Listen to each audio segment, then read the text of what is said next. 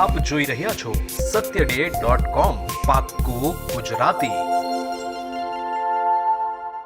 ગૌવંશની ગેરકાયદેસર હેરાફેરીના ગુનામાં છેલ્લા 1 વર્ષથી નાસ્તા ફરતા એક આરોપીને ક્રાઇમ બ્રાન્ચ પોલીસે ઝડપી પાડ્યો હતો અને તેની પાસેથી ગાયોને કતલખાના માટે લઈ જવાના વાહન પણ કબજે કરવામાં આવ્યું હતું। આરોપી અનેકો વખત ગુનાઓ આચરતા ઝડપાઈ ચૂક્યો હતો તેવું પણ પોલીસે ઉમેર્યું હતું। સુરત શહેર ક્રાઇમ બ્રાન્ચ પોલીસ સૂત્રોએ જણાવ્યું હતું કે અનેક વખત ગૌવંશની હત્યા અને હેરાફેરીના ગુનાઓમાં સંડોવાયેલા આરોપી વધુ એકવાર ઝડપી પાડવામાં આવ્યો હતો। આ આરોપીને છેલ્લા 1 વર્ષથી ક્રાઇમ બ્રાન્ચ પોલીસ દ્વારા વોન્ટેડ જાહેર કરવામાં આવ્યો હતો। હવે આ આરોપીની ફરીથી અટકાયત કરવામાં આવી હતી। વોન્ટેડ આરોપી વિશે ક્રાઇમ બ્રાન્ચ પોલીસ સૂત્રોને બાતમી મળી હતી કે આરોપી રહીશ મતીન શેખ સુરત શહેરના ડિંડોલી વિસ્તારમાં ફરી રહ્યો છે, જેથી આ બાતમીના આધારે પોલીસે તેની અટકાયત કરી હતી।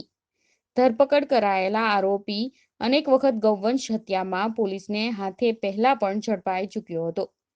વધુમાં પોલીસ સૂત્રોએ જણાવ્યું હતું કે આરોપી વર્ષ 2016-17માં પણ ઓલપાડ વિસ્તારમાં ગેરકાયદેસર ગૌવંશની હત્યામાં સંડોવાયેલો હતો અને તેની ધરપકડ પણ થઈ ચૂકી હતી।